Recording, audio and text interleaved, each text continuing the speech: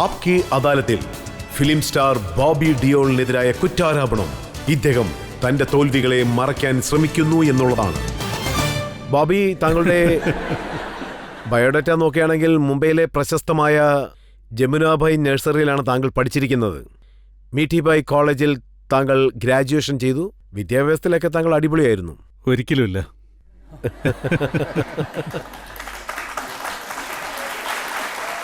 സ്കൂളിൽ പോയില്ലെന്ന് പറഞ്ഞ് വാശി പിടിച്ച് ദിവസവും അടി വാങ്ങിക്കുന്നതായിട്ടും കേട്ടിരുന്നു. അതെ അതെ, ഒരുപാട് അടി കിട്ടിയിട്ടുണ്ട്. കാരണം എനിക്ക് ചെറുപ്പം തൊട്ട് സ്കൂളിൽ പോകുന്നതിന് ഇഷ്ടമല്ല. എൻ്റെ പ്രശ്നം എന്താന്ന് വെച്ചാൽ, ചെറുപ്പത്തിൽ ഞാൻ കൂടുതലും ഹിന്ദിയിലാണ് സംസാരിക്കാറുള്ളത്. പക്ഷേ സ്കൂൾ ഇംഗ്ലീഷ് മീഡിയം ആയിരുന്നു. സോ സ്കൂളിൽ നിന്ന് ഒരുപാട് കംപ്ലൈൻറ്റ് വരും എൻ്റെ അമ്മയ്ക്ക്. മോൻ ഹിന്ദിയിലാണ് സംസാരിക്കുന്നതെങ്കിൽ നിങ്ങൾക്ക് ഹിന്ദി മീഡിയത്തിൽ ചേർന്നുകൂടെ എന്നും പറഞ്ഞ്. പിന്നെ എനിക്ക് കിട്ടിയ അടി കാരണം ഞാൻ ഹിന്ദി മറന്ന് ഇംഗ്ലീഷ് മാത്രം പഠിക്കാൻ തുടങ്ങി. ഇപ്പം ഞാൻ ശരിക്കും ചിന്തിക്കുന്നത് പോലും ഇംഗ്ലീഷിലാണ്. അതായത് സ്കൂളിനടുത്ത് തന്നെയായിരുന്നു എൻ്റെ വീടുണ്ടായിരുന്നത്. കാറിപ്പോയാലൊരു 5 മിനിറ്റ് നടന്നു പോകുന്ന ദൂരമേ ഉള്ളൂ. അമ്മ എന്നെ അടിച്ച് നിർബന്ധിച്ച് നടത്തിക്കൊണ്ടാണ് കൂട്ടിക്കൊണ്ടു പോകാറുള്ളത് സ്കൂൾ വരെ. ഒരു ദിവസം പോകുമ്പോൾ പ്രിൻസിപ്പാൾ സ്കൂളിന് മുന്നിൽ നിൽപ്പുണ്ടായിരുന്നു. അപ്പോൾ അദ്ദേഹം എൻ്റെ അമ്മയോട് പറഞ്ഞു, നിങ്ങളുടെ മോന് പഠിക്കാൻ താല്പര്യമില്ലെങ്കിൽ ഇപ്പം തന്നെ തിരിച്ച് വീട്ടിലേക്ക് കൂട്ടിക്കൊണ്ടുപോയി. അദ്ദേഹം പറഞ്ഞ ഉടനെ എന്നെ തിരിച്ച് അടിച്ച് തന്നെ വീട്ടിലേക്ക് കൂട്ടിക്കൊണ്ടുപോയി. സോ ചെരുപ്പ് കൊണ്ടൊക്കെ അടി കിട്ടിയിട്ടുണ്ടെന്ന് പറഞ്ഞു. അതെ, അമ്മ നല്ലോണം അടിക്കുമായിരുന്നു. അവരുടെ ആയുധം ശരിക്കും ചെരുപ്പാണ് എന്നെ തല്ലാനുള്ളത്. മറ്റൊരു കാര്യം താങ്കൾ മറച്ചിരിക്കുകയാണ്. സ്കൂളിൽ താങ്കളുടെ പേര് വിജയ് സിംഗ് എന്നാണ്, സിനിമയിൽ പക്ഷേ ബോബി ഡിയോളാണ്. പക്ഷെ അച്ഛൻ താങ്കളെ കദ്ദു എന്നാണ് വിളിക്കുന്നത്. അതെ, അച്ഛൻ. അതായത് ചെറുപ്പത്തിൽ എൻ്റെ കണ്ണുകൾ വളരെ വലുതായിരുന്നു. എനിക്ക് നല്ല വണ്ണവും ഉണ്ടായിരുന്നു. അതായത് എൻ്റെ അച്ഛൻ എവിടെ പോയാലും അവിടെ കുറച്ച് സ്ഥലം വാങ്ങും, എന്നിട്ട് കുറച്ച് കൃഷി ചെയ്യും. അങ്ങനെ ഒരിക്കൽ കാശിംപൂരിൽ കുറച്ച് സ്ഥലം വാങ്ങുകയുണ്ടായി.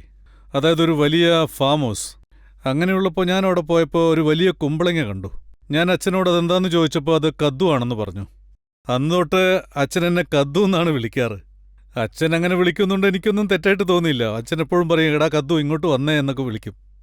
സോ എൻ്റെ അമ്മ ആക്ച്വലി ഞാൻ ജനിച്ച സമയത്ത്, അതായത് 1969 ആദ്യമായി ചന്ദ്രനിൽ മനുഷ്യൻ കാലുകുത്തിയ സമയമാണ്. അന്നെനിക്ക് അമ്മ ഇന്ദ്രനീലെന്ന് പേരിടാൻ ആഗ്രഹിച്ചിരുന്നു. പക്ഷേ എൻ്റെ ചെറിയമ്മ സ്കൂളിൽ എന്നെ കൊണ്ടുപോയ സമയത്ത് ഒരുപക്ഷേ എൻ്റെ മുത്തശ്ശിയായിരിക്കും പറഞ്ഞത് എനിക്ക് ഈ ഒരു പേര്, ഇപ്പോഴത്തെ പേര്. ഞാൻ അവിടെ ചെന്നപ്പോൾ എൻ്റെ പേര് വിജയ് എന്ന് മാറ്റി. എൻ്റെ ശരിക്കുള്ള പേര് വിജയ് സിംഗ് ഡിയോൾ. അതിൽ പിന്നെയാണ് ഞാൻ ആ രസകരമായ കാര്യം അറിഞ്ഞത്. എൻ്റെ സഹോദരൻ അജയ്, ഞാൻ വിജയ്. എൻ്റെ ചേച്ചിയുടെ പേര് വിജയത, അതിന് നേരെ മൂത്ത ചേച്ചിയുടെ പേര് അജയത. ഇങ്ങനെയായിരുന്നു ഞങ്ങളുടെ വീട്ടിലുള്ളവരുടെ പേരുകൾ. ആ കദ്ദു സാർ ഒരു ദിവസം 20 ഗ്ലാസ് പാല് കുടിക്കുമെന്നും കേട്ടു. അതെ, എനിക്ക് പാല് വളരെ ഇഷ്ടമാണ്. സത്യം പറഞ്ഞാൽ കിച്ചണിലെ ഏറ്റവും വലിയ പാത്രത്തിൽ പാല് കുടിക്കാനാണ് ഞാൻ ആഗ്രഹിക്കാറുള്ളത്. പാല് മാത്രമല്ല, ലസ്സി കുടിക്കും, ജ്യൂസ് കുടിക്കും. അതൊക്കെ എനിക്ക് വളരെ ഇഷ്ടമാണ്. I loved it. പക്ഷെ ചേട്ടന് പാല് തീരെ ഇഷ്ടമല്ല. അദ്ദേഹത്തോട് ആരെങ്കിലും പാല് കുടിക്കുകയെന്ന് പറഞ്ഞാൽ മതി, അവിടുന്ന് മുങ്ങാൻ നോക്കും, അല്ലെങ്കിൽ പാല് താഴെ ഒഴിക്കും. അങ്ങനെയൊക്കെ ചെയ്യും. പക്ഷേ അദ്ദേഹത്തിന്റെ ബോഡി കണ്ട പാലും നെയ്യും ഒക്കെ കഴിക്കുന്നത് പോലെ. അല്ലല്ല, വലുതായപ്പോൾ അദ്ദേഹത്തിന് എല്ലാം ഇഷ്ടമായിരുന്നു. പാലും ലസ്സിയും എല്ലാം കുടിക്കുമായിരുന്നു. പക്ഷേ പറഞ്ഞു കേട്ടിട്ടില്ലേ, പാല് കുടിച്ചാൽ നമ്മളെല്ലാവരും പറയും നല്ല സ്ട്രെങ്ത് കിട്ടുമെന്നൊക്കെ, നല്ല ഉയരം വെക്കും, നല്ലതാണ് എന്നൊക്കെ പറയാറില്ലേ. അതുപോലെ മറ്റൊരു കാര്യം കൂടെ കേട്ടിരുന്നു, 14 വയസ്സ് വരെ താങ്കൾ താങ്കളുടെ അച്ഛന്റെ മുറിയിലാണ് കിടന്നിരുന്നതെന്ന്. അതെ.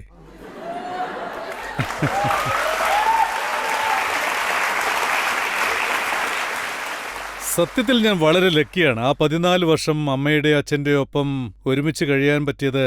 അതൊരു നല്ല സമയമായിരുന്നു. ചിലപ്പോഴൊക്കെ അച്ഛൻ ഷൂട്ടിംഗ് കഴിഞ്ഞ് ലേറ്റായി വരുമ്പോൾ അദ്ദേഹത്തിന് വേണ്ടി ഞാൻ ഉറങ്ങാതെ കാത്തിരിക്കുമായിരുന്നു.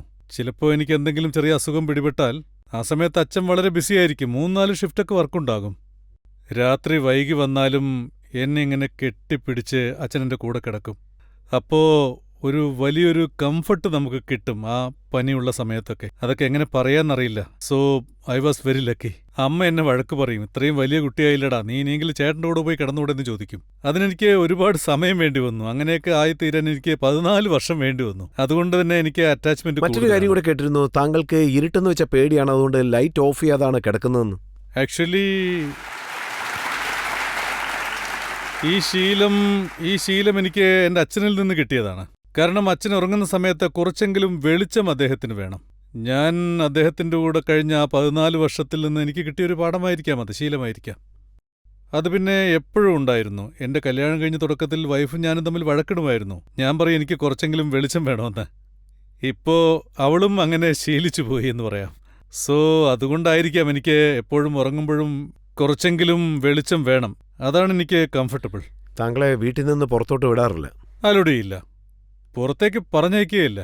കാലത്ത് 9:30 പോയി കഴിഞ്ഞാൽ 3:30 ആവുമ്പോൾ വീട്ടിലെത്തും. പിന്നെ വീട്ടിൽ തന്നെ. ബാക്കിയുള്ള സമയം മുഴുവൻ വീട്ടിൽ തന്നെ ആയിരിക്കും. പിന്നെ 9th 10th എത്തിയപ്പോൾ, അതായത് ടീനേജിൻ്റെ സമയത്ത് എൻ്റെ ഫ്രണ്ട്സൊക്കെ വീട്ടിൽ പാർട്ടി നടത്തുമായിരുന്നു. അതിലേക്ക് എന്നെ ഇൻവൈറ്റ് ചെയ്യുമായിരുന്നു. അപ്പോൾ ഞാൻ അമ്മയോട് ചോദിക്കും പാർട്ടിക്ക് പോട്ടെ എന്ന്. പക്ഷെ അമ്മ വേണ്ടാന്ന് പറയും, എന്നെ അയക്കില്ല. എൻ്റെ ഓർമ്മയിൽ ഒരു 10 പ്രാവശ്യം ചോദിച്ചിട്ട് 1 പ്രാവശ്യമോ 2 പ്രാവശ്യമോ അയച്ചിട്ടുണ്ടാവും. അതും അങ്ങനെ സമ്മതിച്ചപ്പോൾ 9 മണിക്ക് വീട്ടിൽ തിരിച്ചെത്തണമെന്ന് പറഞ്ഞു. പിന്നെ ഞാൻ അവിടെ ചെന്നിട്ട് എന്ത് പാർട്ടി കൂടാനാണ്? എന്നിട്ട് ഞാൻ പോയിട്ടുണ്ട്. അവിടെ ചെന്ന് എൻ്റെ ഫ്രണ്ട്സിന് പാർട്ടിക്കുള്ള എല്ലാ അറേഞ്ച്മെൻറ്റ്സും ഞാൻ ചെയ്തു കൊടുക്കും. അത് കഴിഞ്ഞ് വീട്ടിലേക്ക് തിരിച്ചു വരും. താങ്കളെ ആരെങ്കിലും കിഡ്നാപ്പ് ചെയ്യുമെന്നുള്ള പേടിയുണ്ടായിരുന്നു? അങ്ങനെ നടന്നിരുന്നു. ആക്ച്വലി നിങ്ങളത് കേട്ടിട്ടുണ്ടോയെന്ന് എനിക്കറിയില്ല. ബില്ലാരംഗ എന്ന് കേട്ടിട്ടുണ്ടോ? ആ സമയത്ത് ആ പേര് കേട്ടാൽ തന്നെ എല്ലാവർക്കും ഭയമാണ്. ഒരുപാട് ക്രൈംസ് ചെയ്തിട്ടുണ്ട്. ഡൽഹിയെ തന്നെ നടുക്കുന്ന രീതിയിലുള്ള ചില സംഭവങ്ങൾ ഉണ്ടായിട്ടുണ്ട്. അതുപോലെ ഒരാളെ അവർ കിഡ്നാപ്പ് ചെയ്യുകയാണെങ്കിൽ പിന്നെ അവരെ വിട്ടയക്കില്ലെന്നും പറയാറുണ്ട്. ആ സമയത്ത് ഞാൻ 5ലോ 6ലോ പഠിക്കുകയായിരുന്നു. പിന്നെ എൻ്റെ ഒരു ഫ്രണ്ട് ഉണ്ടായിരുന്നു. അവൻ്റെ കൈക്കൊരു പൊട്ടലുണ്ടായിരുന്നു. ആ സമയത്താണ് ഞാൻ അറിഞ്ഞത് അവനെ കിഡ്നാപ്പ് ചെയ്ത് കൊണ്ടുപോയി എന്ന്. അവൻ്റെ ഭാഗ്യത്തിന് ബില്ലിയും രംഗിയും എന്തോ ഒരു കാരണം കൊണ്ട് പിരിഞ്ഞിരിക്കുകയായിരുന്നു. ഒരാൾ അപ്പുറത്ത് കുടുങ്ങി, മറ്റൊരാൾ ഇപ്പുറത്തും കുടുങ്ങി. അവൻ ബില്ലിയോടൊപ്പമായിരുന്നു എന്ന് തോന്നുന്നു.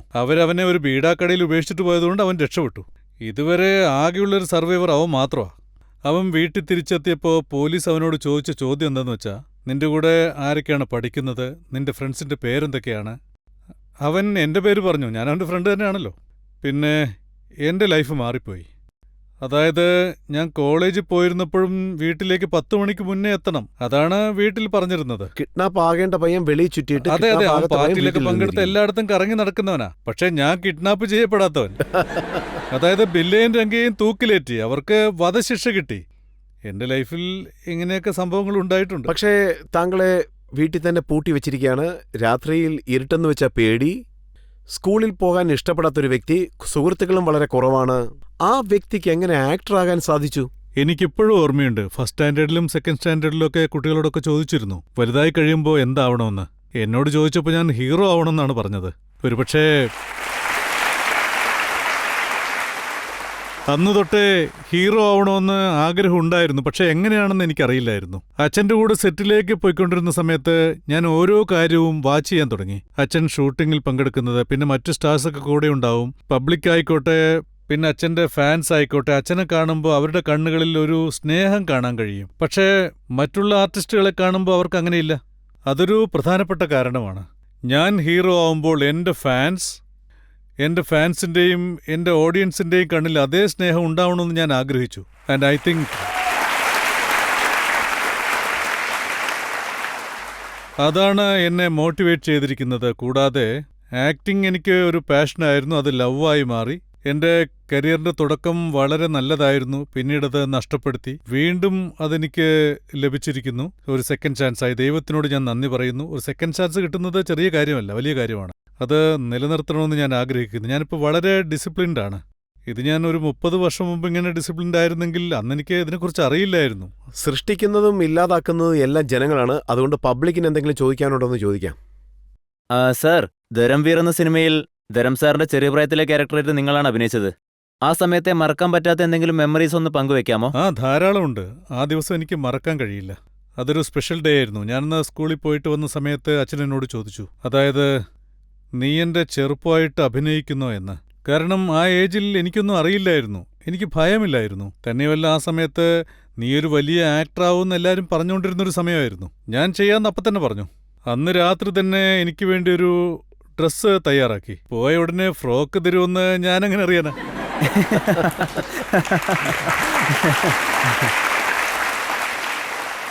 സോ ഈ കാര്യം ഞാൻ എല്ലാവരോടും പറഞ്ഞ് എംബ്രസ് ചെയ്യാൻ ആഗ്രഹിക്കുന്നില്ല. അന്ന് എനിക്ക് 5 or 6 വയസ്സ് കാണും. ആ സമയത്തൊന്നും ആരും അങ്ങനെ ബ്രീഫ്സ് ധരിക്കാറില്ലായിരുന്നല്ലോ, അല്ലേ? സോ അന്ന് ഞാൻ ഡ്രസ്സ് ഇട്ടപ്പോൾ അച്ഛനോട് പറഞ്ഞു, അച്ഛൻ്റെ ഒപ്പം അന്ന് പവൻലാൽ ഉണ്ടായിരുന്നു. ഞാൻ അച്ഛനോട് പറഞ്ഞു, എനിക്കൊരു ഷോർട്ട് പാൻറ് വാങ്ങിച്ചു തരൂ, ഇതിടുമ്പോൾ എനിക്ക് എന്തോ പോലെ എടുത്ത് ചുറ്റാൻ വലിയ പ്രയാസമാണെന്ന് പറഞ്ഞു. പിന്നീട് എനിക്ക് ഷോർട്ട് പാൻറ് വാങ്ങിച്ചു തന്നു.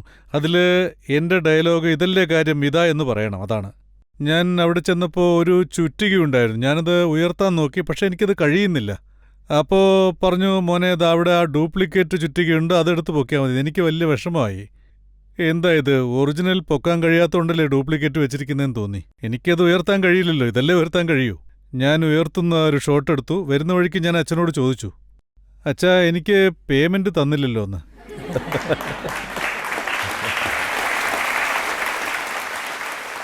അപ്പോൾ അച്ഛൻ്റെ ബാഗ് തുറന്ന് അതിൽ നിന്ന് ഒരു 10,000 കെട്ടെടുത്ത് എനിക്ക് തന്നു. വീട്ടിൽ ചെന്നിട്ട് നിന്റെ മുത്തശ്ശിക്ക് ഗ്രാൻഡ് മദറിൻ്റെ കയ്യിൽ കൊടുക്കുമെന്ന് പറഞ്ഞു. എന്നിട്ട് അവിടെയുള്ള എല്ലാ സ്റ്റാഫ്സിനും അത് ഷെയർ ചെയ്യണമെന്നും പറഞ്ഞു.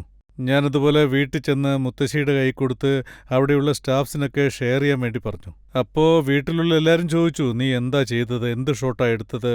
അപ്പോൾ ഞാൻ അന്ന് വീട്ടിലുണ്ടായിരുന്ന ഒരു 20-30 ഹാങ്കേഴ്സ് ഞാൻ പൊട്ടിച്ചു. ഞാൻ ഇങ്ങനെയാണ് ചെയ്തതെന്ന് അടിച്ചു കാണിച്ചിട്ട്. സോ ഇതൊരു മനോഹരമായ ഓർമ്മയാണ്. അച്ഛൻ്റെ ചെറിയ പ്രായം അഭിനയിച്ചുകൊണ്ടാണ് ഞാൻ എൻ്റെ സിനിമാ ജീവിതം തുടങ്ങിയത്. അദ്ദേഹത്തിൻ്റെ ചൈൽഡ്ഹുഡായിട്ട് അഭിനയിച്ചു. അതുപോലെ എൻ്റെ അച്ഛൻ്റെ ലാസ്റ്റ് ഫിലിം ഇക്കീസ്, ആ പടത്തിൽ അദ്ദേഹം യുവാവായി അഭിനയിച്ചൊരു പോർഷൻ ഉണ്ടായിരുന്നു. അതിന് ശബ്ദം കൊടുത്തത് ഞാനാണ്.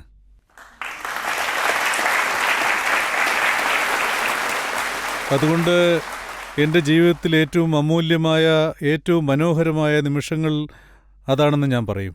അദ്ദേഹത്തിൻ്റെ അവസാനത്തെ ചിത്രത്തിനും ഞാൻ ശബ്ദം കൊടുത്തിരുന്നു. അതെനിക്ക് വളരെ സ്പെഷ്യലായിട്ടുള്ളൊരു കാര്യമാണ്.